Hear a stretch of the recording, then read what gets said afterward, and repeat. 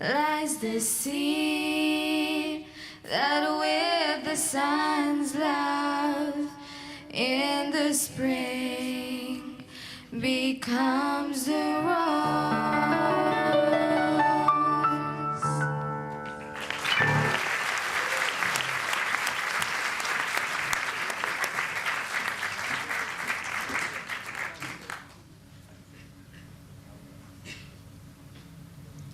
Ladies and gentlemen, we are delighted this evening to have as our guest of honor Mr. Craig Johnson. Craig is the superintendent of the American School of Bombay. He's probably one of the most forward-thinking, creative, and innovative educators on the planet. He's a lifelong educator, he's a thinker, he's a learner, and he's a dad, so he knows what he's talking about. Ladies and gentlemen, please welcome Craig to the stage.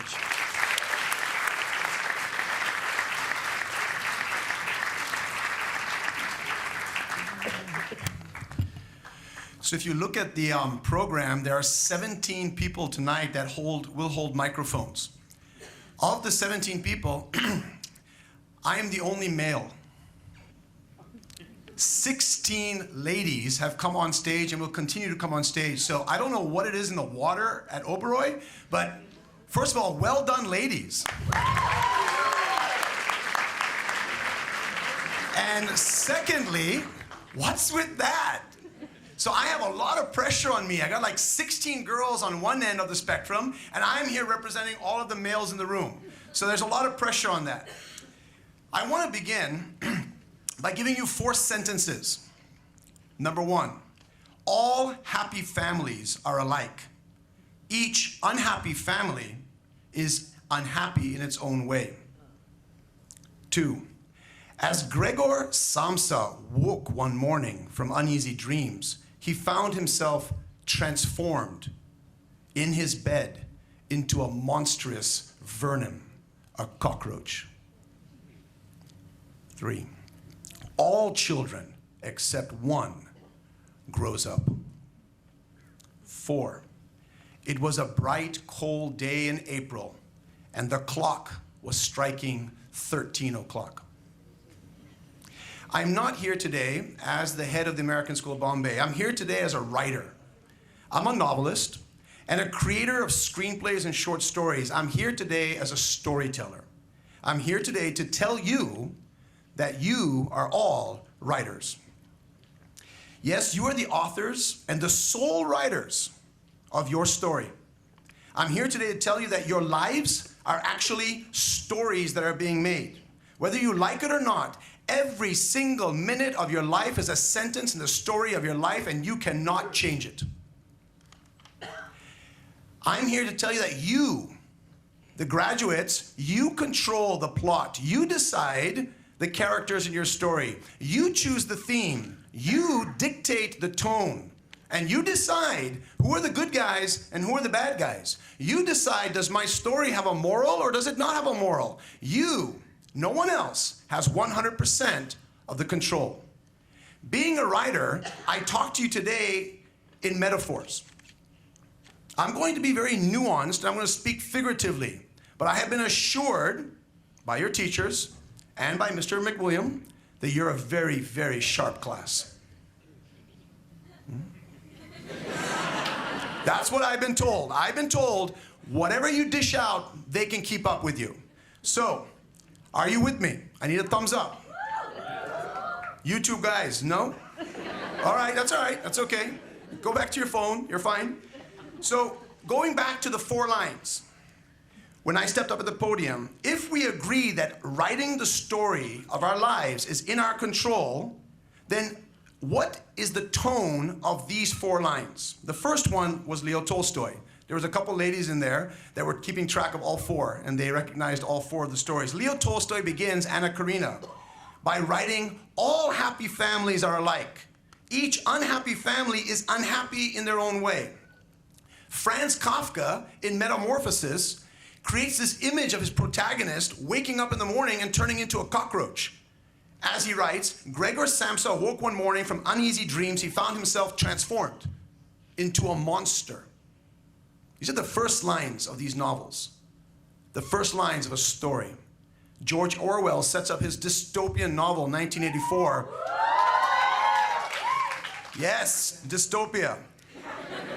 With the following line, "It was a bright, cold day in April and the clock struck 13 o'clock. And then, we all know who never grows up. Yes, it's J.W. Barrie's Peter Pan. All children, except one, grow up. So, here's some news. For some of you, it's going to be good news. For some of you, it's going to be bad news. The first 4 chapters of your lives, of your story, have been written. How did I come up with 4? Let's just assume for a moment that my middle son, Alex, is correct, that your generation will live to be 100 years old. If we take 100 years into 20 chapters, that means, do the math, you're in chapter 4 right now. We're into that 18 to 20 phase right now. So, let's go back to the story. Knowing that I was going to speak to Oberoi, and knowing Oberoi, which I know very well, a quote from F. Scott Fitzgerald's book, The Great Gatsby. Yes, it was a book before Leonardo DiCaprio made it into a movie. Is very pertinent to you, students at this school. And he says, "In my younger years and my more vulnerable years, my father gave me some advice that I have been turning over in my mind ever since. He says, whenever you feel like criticizing someone, know they did not have the advantages that you did." A line like that could be the start of many of your stories, but it's already taken. What do you think will be the first line of your story? By the way, our lives are not acts of fiction. You cannot make up this story. Whatever you do will be in this story.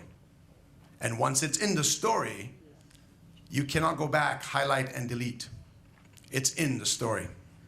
Ernest Hemingway begins The Old Man to Sea by writing, "He was an old man who fished alone in a skiff on the Gulf Stream, and he had gone 84 days without catching a fish." And so we are introduced to Santiago, Ernest Hemingway's protagonist. And in these 25 words, as his story begins, what do we learn about Santiago? Here's the line again. Think about what you've learned about this man. He's an old man. He's fishing alone in a skiff in the Gulf Stream, and he's gone 84 days without catching a fish. I began my own first novel, Wave Watcher, with the following line. "My brother was born with an enlarged heart and just one lung." It took me weeks to write that line. Weeks to say the first line of my novel, "My brother was born with an enlarged heart and just one lung." My question to you is, how much time and effort are you putting into the lines, the sentences, the paragraphs, the chapters of your stories? Are you just letting life come at you by accident? Or are you taking life? One of the best pieces of advice I ever heard about living a life worth living, so this is the advice about living a life worth living, says this: live every moment of your life as if you were on television and the whole world was watching. Live as if your life was being watched by your parents, by your grandparents, by your future husbands, your future wives. Live your life as if one day your children are going to put the DVD of their dad's and mother's life in and watch you. In fact, ironically, Mr. McWilliams said the same thing. Perhaps if we lived perhaps if we lived as if the world was watching us and we were not in the dark, we would live it more earnestly, more meaningfully, more honestly, more intentionally. Perhaps we would live it like heroes, maybe even superheroes. I'll come back to superheroes in a minute. Extending this metaphor of living our lives and writing our stories, I want to go back to Hemingway. Hemingway says, whenever you're struggling to write, now remember the metaphor, writing, living, writers, livers. Hemingway says, whenever you're struggling to write, just write down one true sentence. Write the truest sentence that you know, and the story will begin to flow. The same, I believe, is true about life. Whenever you're struggling to live meaningfully, just live one true moment, the truest moment that you can live, and life will flow. This is what I have to say. As you write your stories, remember, I'm talking metaphorically here, I would recommend that you write it by reading for two particular audiences. Many people say, live your life for yourself. Do what you want to do. I think that's only half of the truth. I think you need to live for two audiences. Number one is yourself. You absolutely have to live life for yourself. I cannot imagine a more sad life than something you're living for someone that's not you. But there's a second critical audience, and that audience is your family and your friends. Do not forget, again, as several speakers already have said today, without your family and your friends, you would not have a life to live to begin with. So before we go any further, I want all the students to stand up and give a huge round of applause to your family and your friends.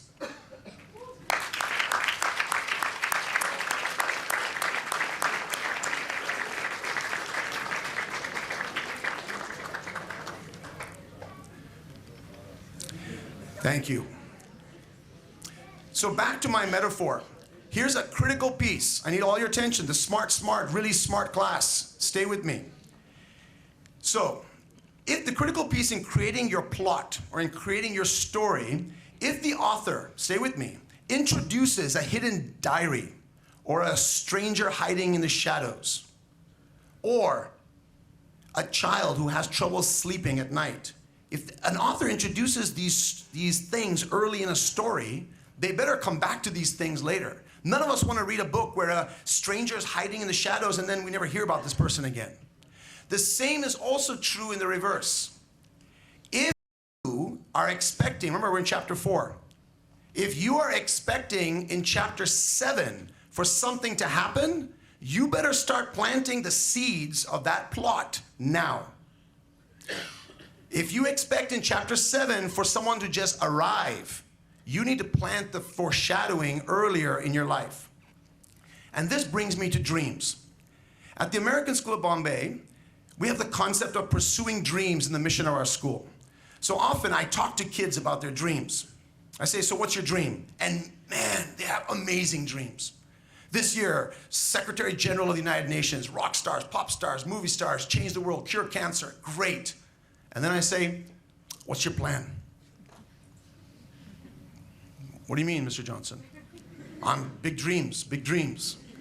What's your plan? And they really oftentimes don't know. I'll share one example.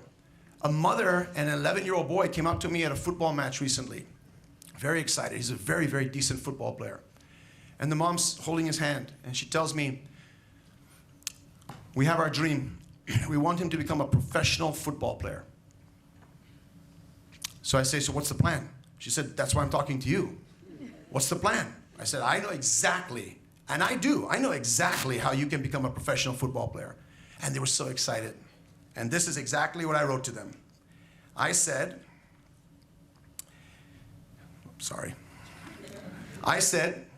remove him from the American School of Bombay immediately. Then you and your son, leave your husband here to work. You and your son get on an airplane and you fly to Sao Paulo, Brazil tomorrow. When you get to Sao Paulo, Brazil, enroll your son in a half-day school, or actually better yet, homeschool him, and enroll him in a soccer program at the Corinthians Football Club in Sao Paulo for 5 hours a day, for 6 days a week, for the next 7 years of his life. And then, maybe then, he can be a professional footballer. And then I paused, and she looked at me, she said, are you serious? I said, are you serious? Are you really serious? Because if you're really serious, I'm really serious.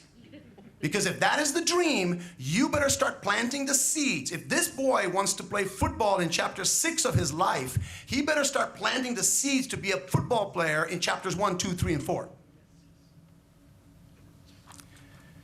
So, Someone up here also said, you're in the last chapter and a sequel is coming. You stole my thunder. Except I don't think it's a sequel. I think it's the same book. I think that you're just about to start chapter 5. And you need to be very careful about how that plays out. So you're sitting here now wondering, so how do we plan the dream? How do we plan the pathway? And I'll say by answering these 4 questions. You ready? I hope they videotape this because some of you are not going to remember this. 4 questions. If you answer these 4 questions, and the answers to these 4 questions in a Venn diagram connect with each other, you will have your dream and you will have your pathway. Question number 1, what are you deeply, deeply passionate about? Not what do you like to do. What are you deeply, deeply passionate about? By the way, if you only answer that question and chase that passion, pretty much failure. Pretty much failure. Anyone who's telling you just find your passion, chase your passion, and go do passion, no, 9 out of 10 people chase that for years and years and find nothing. So question number 1, find your passion, make a list. Number 2, what could you, class of 2016, if you really put your mind and your heart to it, what could you really be the best in the world at? And when I say world, I'm talking about first your class, then your town, then the country, and then the world. Because nobody really wants a heart surgeon that's not the best. We just don't. Nobody wants to have a drill from a dentist that's kind of okay. What are you deeply passionate about? What could you, if you put your mind to it, could you really be the best at? Thirdly, when those 2 begin to cross, what careers are there? How are you going to pay the bills? How are you going to pay the bills? You're passionate, you could be the best at it. Is there a career? And if there's not a career, are you going to create a career? Every year, new careers are born. Those are the first 3 questions. And the last question is, what does the world need? Not only what do we need in actual terms, but altruistically. What does the world need? If you can answer these 4 questions and where they begin to intersect, you will see a dream emerge and a pathway will also play itself out. I want to spend a little time on question number 4. I think this is very critical for your generation.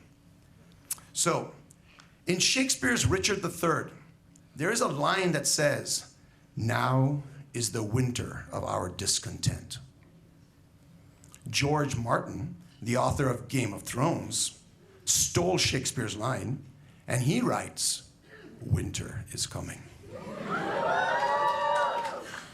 The line, "Winter is coming," comes from House Stark, from Game of Thrones. And the line is not only warning people that winter is coming, be careful, it's actually telling you some bad things are coming. I would say we need to keep winter as far away as possible. I would say your generation has that responsibility. As Dylan Thomas says, we need to rage and rage against the dying of the light, because when the light dies, winter will come. Pulitzer Prize winning author Thomas Friedman wrote a great book. It's called The World is Flat. And I believe not only is the world flat, it's getting flatter and it's shrinking every single year.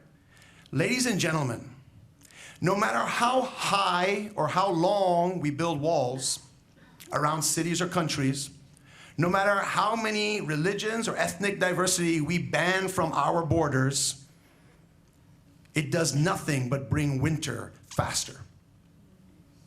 So the answer to question 3 is this. What does the world need? The world needs wall breakers. Not wall makers, wall breakers. And if we can stick with the Game of Thrones just for a moment, what the world needs is to let the wildlings in. Open the door, let the wildlings in beyond the gate, because